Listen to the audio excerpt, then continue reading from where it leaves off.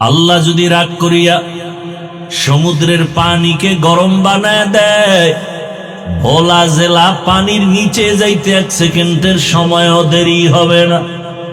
এরে আম্মা জান তাকায় দেখেন, ওই আল্লাহর বান্দি এত গুনাহ করেছে, এলাকার সব মানুষ জানে ওই মহিলার মতো খারাপ চরিত্রহীনা কেউ নেই, কিন্তু অন্তরে মায়া। চোখের সামনে মহিলা পানির কূপের কিনারায় যাইয়া পানি উঠাবার কোনো পাত্র নাই, কোথা থেকে পানি উঠাবে?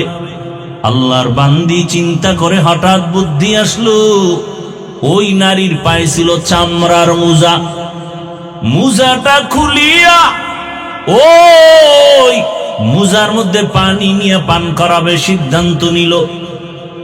আল্লাহর কুদরত, মোজাটা যখন পানির কূপে ফেলতেছে, দেখে পানি আরো নিচে, মোজা দিয়েও পানি উঠানো যায় না।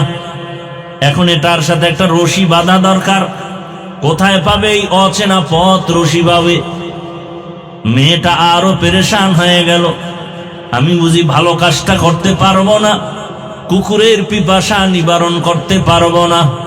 হাদিসের ঘটনা, নবীজি বলতেছেন, সাহাবায়ে কেরাম ওই জাহান্নামী নারী চিন্তায় পড়ে গেল।